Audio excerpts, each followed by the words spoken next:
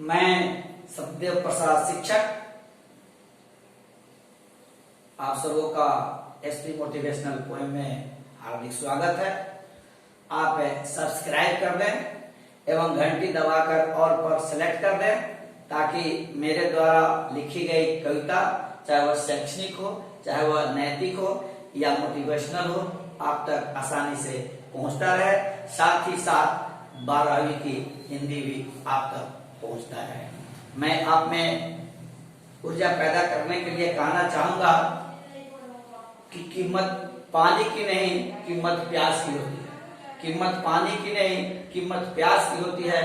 कीमत जान की नहीं, कीमत श्वास की होती है। अरे दुनिया में तो सभी पढ़ा करते, दुनिया में तो सभी पढ़ा करते, पर कीमत पढ़ाई की नहीं बल्कि विश्वास की होती है, बल्कि विश्वास की होती है। ठीक, आइए आज हम लोग को पढ़ना है जन जन का चेहरा एक, जिसके कवि है गजानन माधव मुक्तिबोध जी।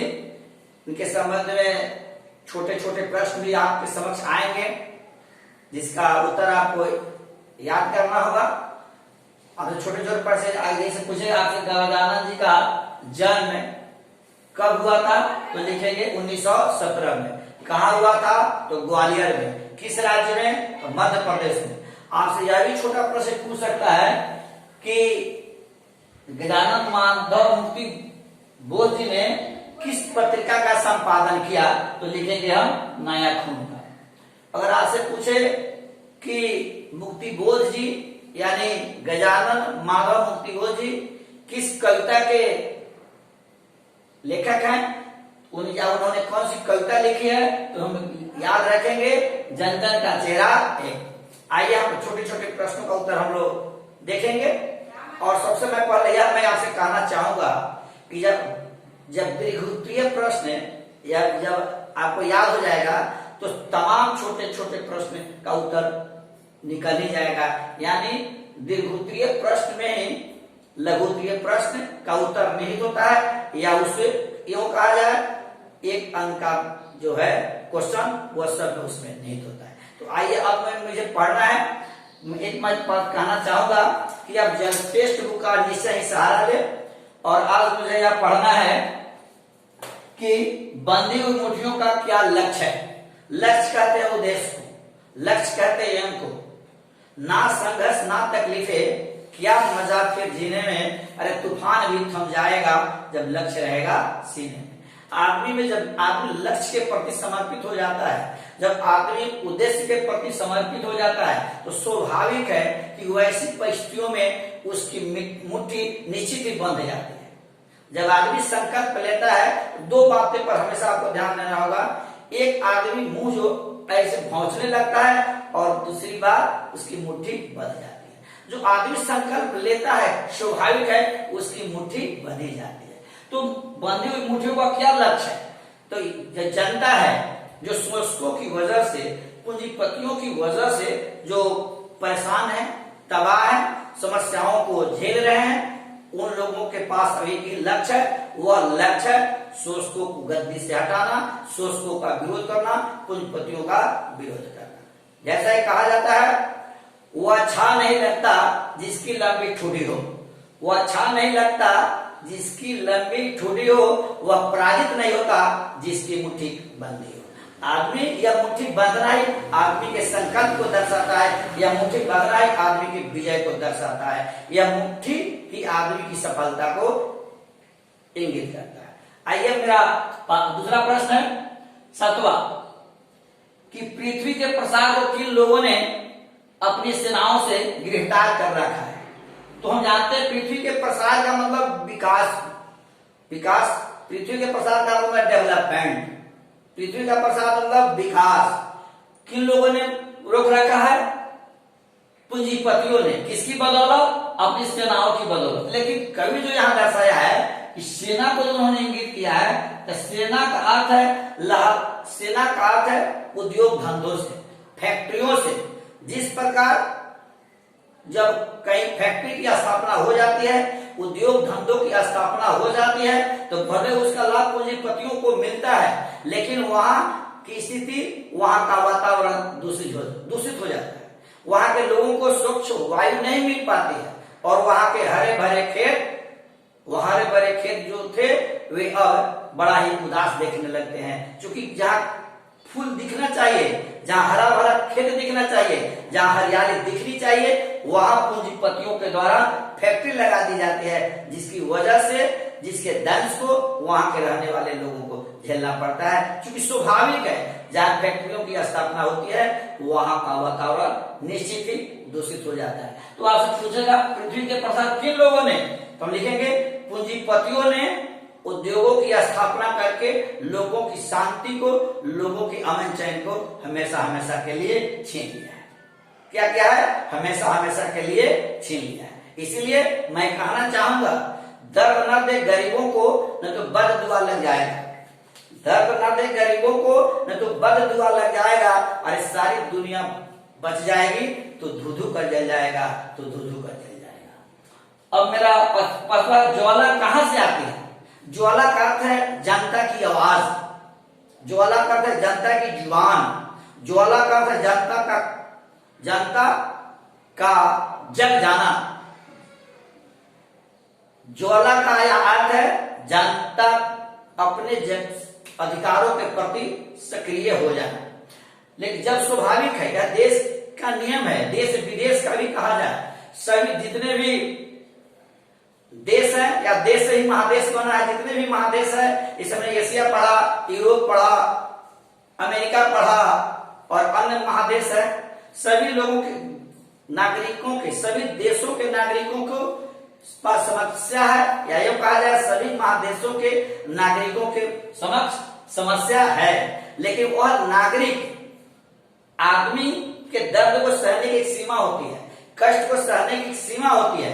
लेकिन जनता जब जाग जाती है ना, जनता जब जाग जाती है ना, तो उसके समक्ष हर शासकों को झुकना पड़ता है। चाहे वह रूस की क्रांति देखे, चाहे रूस की 1917 की रूसी क्रांति को देखे, क्या वहां के जनता को क्या वहां के जाग को झुकना नहीं पड़ा?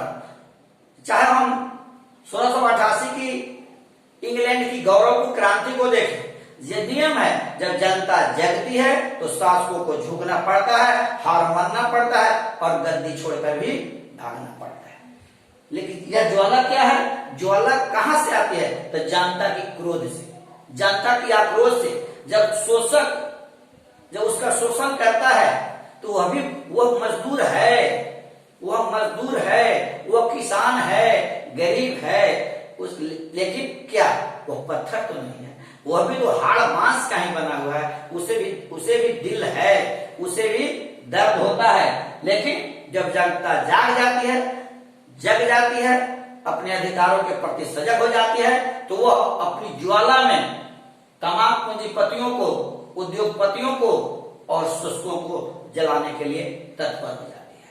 अब आपसे यह भी एक प्रश्न पूछेगा कि ज्वाला कहां से आती है, तो हम लिखेंगे जनता के क्रोध से, जनता के क्रोध से। क्योंकि जनता एक ऐसी चीज है, देश की शासन, देश की प्रगति, देश का डेवलपमेंट किस पर निर्भर है?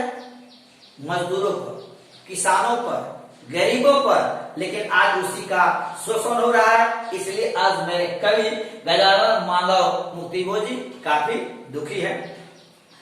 आपसे फिर पूछेगा कि मुक्तिबोध जी ने सितारा किसे कहा? सितारे का अर्थ होता है, सितारा आपको कहते हैं तारे को। कभी भी तारे का प्रकाश जाता नहीं, भले सूर्य की दिन की वजह से, या योग कहा जाए कि सूर्योदय की होने की वजह से, या योग कहा जाए सूर्य की उपस्थिति की वजह से तारे मुझे दिखाई नहीं पड़ते, तारे मुझे दिखाई नहीं पड़ते। लेकिन जैसे भी सूर्यास्त होता है सभी तारे दिखाई पड़ने लगते हैं। तारे जो है कवि ने जनता को कहा है, पब्लिक को कहा है, वैसे लोगों को कहा है जो शोषित है, जो दलित है, पीड़ित है, प्रताड़ित है और दबाए गए हुए लोग हैं। लेकिन तारा इसलिए कहा है कि प्रकाश भले सूर्य की उपस्थिति तारे दिखाई नहीं पड़ते, लेकिन उसकी शक्ति को, उसकी आवाज को, उसके प्रकाश को कम किया नहीं जा सकता।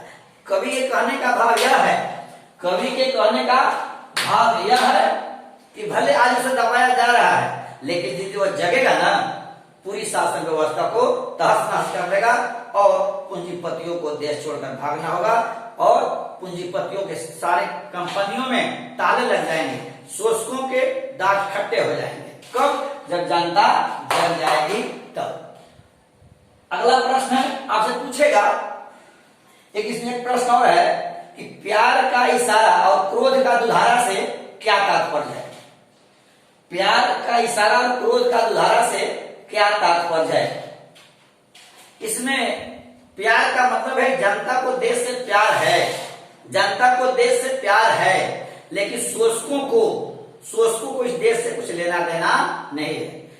शोषकों को इस देश के विकास से कुछ लेना देना नहीं है, शोषकों को इस देश के प्रगति से कुछ लेना देना नहीं है, उनका सिर्फ अपना लाभ है। जनता देश के लिए हमेशा सोचती रहती है, जनता हमेशा देश के लिए सोचती रहती है और मुखालफत करने की बातें आती है तो देश के लिए जनता हमेशा आगे रहती है और देश को बचाने का काम करती है, क्योंकि सभी लोग जानते हैं कि देश की प्रगति का आधार है तो मजदूर है, किसान है, शोषित है, दलित है और प्रताड़ित है, जिसके चेहरे पर आज शोषकों की वजह से झुर्रियां पड़ गई है, विषाद की रेखाएं दिख रही है। आपसे एक प्रश्न फिर पूछेगा कि जो आपका शीर्षक है जन जन का चेहरा एक, इसका केंद्रीय भाव क्या है?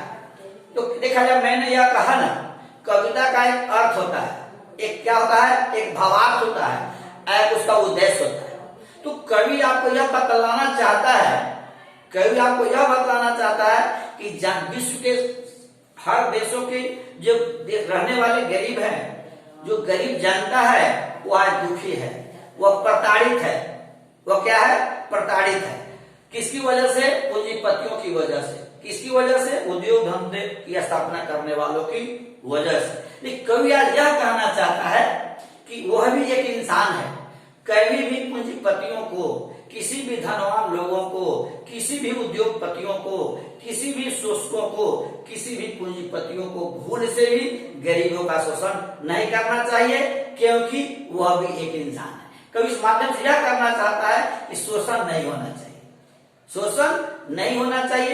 एक तो वो आर्थिक परिस्थितियों से तंग है, एक तो आर्थिक परिस्थितियों की वजह से उसकी बदहाली है, वह बदहाली की जिंदगी जी रहा है, और वैसी स्थिति में अगर कोई गरीबों का शोषण करता है तो किसी भी दृष्टिकोण से यह तर्कसंगत बात नहीं है, तर्कयुक्त बातें नहीं है।